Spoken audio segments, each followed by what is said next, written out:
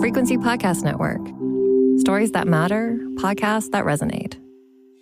U.S. President-elect Donald Trump will be sworn into office next week. And since the election last November, he's been threatening 25% tariffs on Canadian products, something that could be devastating for the Canadian economy, and it could further fuel inflation. An economist says it might not have the effect that Trump is hoping for. In this episode of The Big Story, a look at a new report which breaks down the real numbers in the U.S. Canada trade war. It was put together by Jim Stanford, an economist at the Center for Future Work. Thanks so much for doing this. My pleasure to join you, Kris. The first question I have is, what was your goal when you put this report together? What did you have in mind? What were you hoping to accomplish? We have seen so much bluster and so many made-up numbers coming from, President-elect Trump and his team about the Canada-U.S. relationship. I just felt compelled to do a little myth-busting, if you can say that, to get the real facts and figures out there and to challenge this claim that he's making that somehow Canada is a charity case, that the U.S. is subsidizing us, that they're keeping us afloat. And those, both his numbers and his economics are nonsense. His numbers are made up. They do not describe the true Canada-U.S. trade relationship. And his theory that the fact that there's a bilateral deficit on their side, a bilateral surplus in our side, somehow constitutes a subsidy or a bailout of our country is so wrong, so wrong. If anything, Canada is subsidizing the U.S., not the other way around. And I think it's important for our trade negotiators to know that and be confident in pushing back. And it's important for Canadians to know that so that we don't get browbeaten and intimidated into accepting whatever they demand of us. The report, as you laid this case out, was very detailed, very thorough. I need you to elaborate on some of those points just so people listening understand. It sounds like what you're saying, this is at the very least a reciprocal relationship. Fair?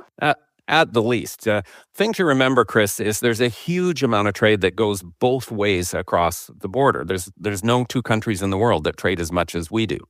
And it amounts to about $1 trillion a year, believe it or not, in goods and services flowing both ways. So you've got all kinds of goods and services coming into Canada from the States and vice versa. Now, the imbalance between the two, the fact that we sell in that huge two-way trade, we sell a bit more to the Americans than they sell to us. The imbalance in 2023 was $40 billion US. Now, that sounds like a big number. It's a tiny share of $1 trillion, which is the two-way trade.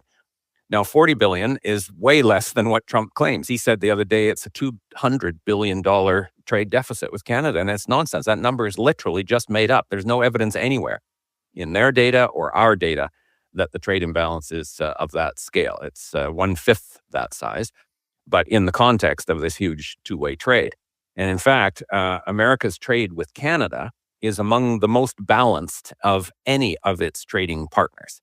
So on a net basis, they sell us about 92 cents of goods and services for every dollar that we sell them.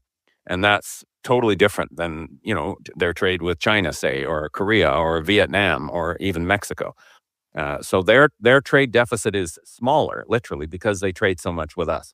If the same proportional imbalance applied in Canada as with the rest of the world, their trade deficit would be much larger. As you sort of explain all of this, it makes the idea of this threat of a 25% tariff on Canadian goods that much more puzzling, does it not?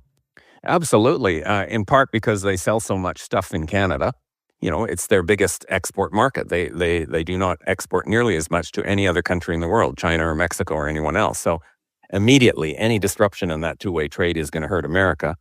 But then it also depends on the nature of what we sell them. And an interesting thing about Canada's exports to the U.S., very few of them are what you'd call finished products, things that come in, complete and ready-made and ready for a consumer to use. Most of what we sell them, 76% of what we sell them, is what we reported in this paper, consists of inputs and raw materials and spare parts and other components and semi-finished goods that don't go to a U.S. consumer. They go to U.S. businesses that use our stuff as inputs in their own operations. So if you slap a 25% tariff on that, you're not actually helping American businesses by giving them more room. They need those inputs. They need that energy. They need that lumber. They need those minerals. They need the auto parts. They need all the other supplies and industrial materials that we sell them to run their own businesses. And a 25% tariff just makes it more expensive for American firms, whether they're producing for the domestic market or export. Like this tariff seems like it's going to help America's trade balance, but it will actually make it way more expensive for American companies to export. So in both ways, not only are they cutting off their own sales to Canada because there will be retaliation, but they're also making their own companies less competitive. They're shooting themselves in both feet, Kris, with this strategy. Okay, that's an interesting way to put it. There's also been a report that these tariffs would not be, bam, 25% right out of the gate, that it would slowly be phased in. But that just means, a phased in making their situation worse. Yeah. And again, we've all been scratching our heads trying to understand Trump's end game here. Some people say that the threat of the tariff was really just to kind of create bargaining leverage in coming talks on other subjects like, the border or defense spending or the tax that Canada and other countries want to impose on digital companies, most of which are American. That would be optimistic. It could be that the tariff will, in fact, be more targeted. Remember, he imposed some tariffs in his first term in office. They were pretty narrow at the steel and the aluminum industries. Some have said, no, he won't target everything, or this point that you make of him phasing it in. It's impossible for us to know what's going on inside his head and what the strategy of him and his team are. But it is clear that there is a real threat.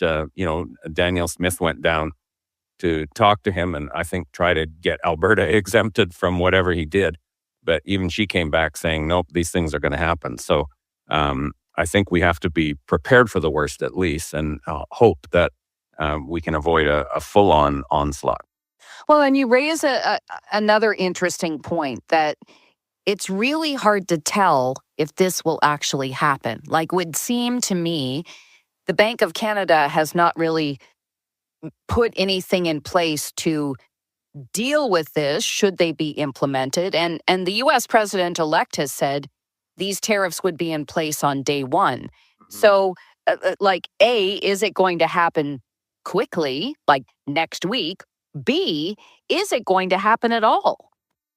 And this uncertainty, in a way, is probably part of their strategy, just to keep everyone off balance and fearful of, what chaos comes. And that in and of itself, Kris, can be very economically damaging. If you're a company trying to figure out where to put your next investment somewhere in North America and you see this kind of thing happening, whatever you think of Trump's logic, you might say, I think I'll just put it in the U.S. because that will, take this threat off the table. Even if there's economic or productivity or resource advantages to be in Canada or Mexico, this kind of, scaremongering from the biggest player on the block certainly casts a chill over investment prospects elsewhere. And in this regard, his bluster, again, has some method to his madness, but it's a terrible way to conduct international affairs. And it, in the long run, is going to hurt Americans in aggregate as much as it hurts the rest of us on this continent. The other thing that people have been talking quite a bit about is the size of the trade deficit. So can you elaborate a little on what that means for people who maybe don't understand? Well, again, Mr. Trump's been just throwing made-up numbers out there. He has said the trade deficit with Canada is $200 billion a year, and that's not remotely true. It was $40 billion a year in 2023. It will be about 10% less than that for 2024 when the final numbers come in. In addition to challenging his number, I think we also have to challenge his theory, the idea that the trade deficit constitutes a subsidy to Canada because they buy a bit more from us than we buy from them. A trade deficit is not a subsidy at all. In fact, if anything, the country with the deficit is being allowed to consume more than they produce. It's a bit of a handout from the rest of the world. And the U.S. has had a trade deficit for 50 straight years. There's nothing new about the U.S. trade deficit. And the way they can do that is they've got capital inflows that come into the U.S. because it's a safe haven and it's the world's center of capitalism, et cetera, et cetera. That gives them the purchasing power to run a trade deficit year after year after year. In Canada's case, I think we could argue, in fact, the subsidy goes the other way. That there are some unique aspects to our trade relationship with the U.S. that are just sweet deals for America, unusual in international practice.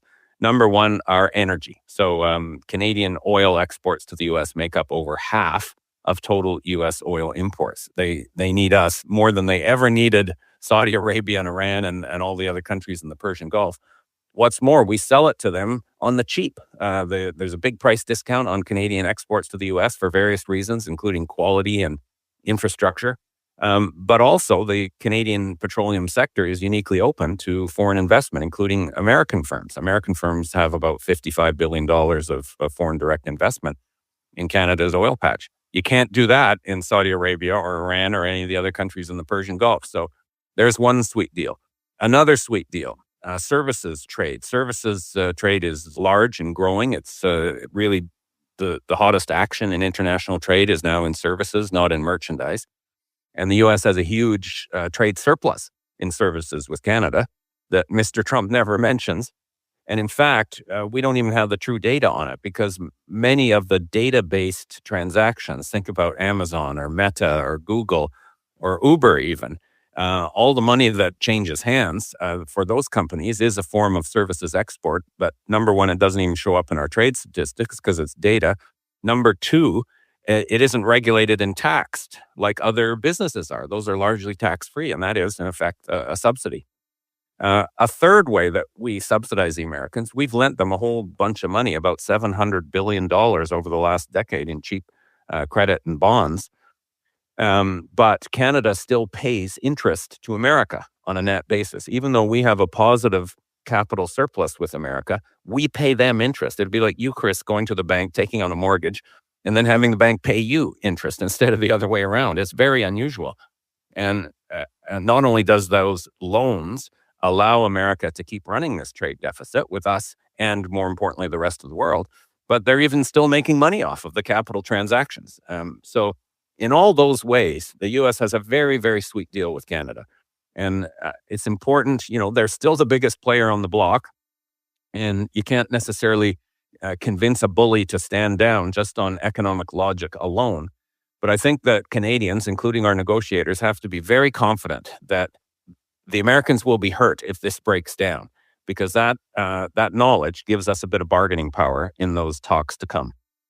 So bare bones here. The U.S. president-elect said not that long ago, we don't need anything from Canada.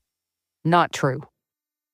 Oh, absolutely false. Again, they get about $500 billion a year in imports, and it's not luxury stuff. Energy, of course, is a big piece of it. Minerals, including critical minerals, right? Which, there's only so many places in the world that produce some of those things, and Canada is one of them. Even just the industrial inputs and parts. The American auto industry uses tens of billions of dollars of Canadian-made parts. Now, in the long run, sure, they could build brand new auto parts facilities and replace those supply chains, but that would take years. In the meantime, cutting off those imports or making them unfeasible would cause chaos in the American auto industry. Again, for these reasons that we talked about, the stuff we sell America is needed by American businesses. It's not, a luxury purchase just for consumers. So on all those points, he's absolutely wrong. The oil flow, of course, is probably the most sensitive thing. If Canadian oil was cut off, America would have an energy crisis overnight, unlike anything. No, it would put the things that happened in the 70s with OPEC. You remember the gas station lineups and so on. It would make that look like a cartoon compared to the energy crisis if 4 million barrels a day of Canadian oil was somehow cut off. So they absolutely do need us. Now, proportionately, they're 10 times bigger than us. So the aggregate amount of pain would be spread across a larger denominator, if you like. So they wouldn't feel it as severely as a country. But there's certainly industries and regions that would suffer dramatically from a breakdown in Canada-U.S. trade. The other thing I am super curious about, how can the U.S. president-elect talk about tariffs on Canadian products when we have the NAFTA 2.0 in place? Like, we have a trade deal with the U.S. How can they do this? Well, we have a bunch of trade deals in place. NAFTA 2.0 is obviously an important one, but there's always the World Trade Organization, and there's all kinds of agreements that the Americans have signed on trade in services and intellectual property and investment rights and so on. And Trump is just signaling none of those things matter. He's throwing them out the window. And this is a very, very bad sign for a rules-based global economy. It's like we're going back to a world of pure power politics. And the treaties, in his mind, obviously don't matter because none of this would be legal under the NAFTA or any of those other arrangements. And again, this is just a very worrisome sign that he's prepared to wield economic force, as he called it. To what end? Potentially expanding the United States, potentially including Canada. And so this is an unbelievable world for us to step into, but one that we've somehow got to be ready for. And I think that, we push back as much as we can in negotiations, including by recognizing and wielding the leverage that comes from America's dependence on all our products. But secondly, if worse comes to worse, we're going to need a national emergency economic strategy if he goes ahead with all this to, first of all, find other export markets to sell our stuff to. Secondly, reorient our industries to serve Canadian consumers rather than exporters. Third, provide all kinds of assistance and adjustment support as industries have to kind of redirect themselves. Possibly, again, to be looking at meeting our own needs as a country rather than thinking we can just be a trading nation alone. Where can listeners find the full report? So the report is called Who's Subsidizing Whom? And Kris, I'm very proud of the proper grammar in that title, right? Somebody else might have said who's subsidizing who, but my English teacher from high school would rise from her grave and say, no, who's subsidizing whom? And it is published on our center's website. So that's centerforfuturework.ca. You'll see it right there. And I welcome any feedback that your listeners might have about it. Well, thank you so much for doing this today. And thanks for taking the time to speak about it in such great detail. My pleasure, Kris. And thank you for your important role as an economics journalist. I've listened to you for years and so glad to speak with you now. And a treat for me, too. Jim Stanford is an economist at the Center for Future Work. That wraps up this edition of The Big Story. You can send us feedback anytime at hello@thebigstorypodcast.ca. I'm Kris McCusker. Thanks for listening.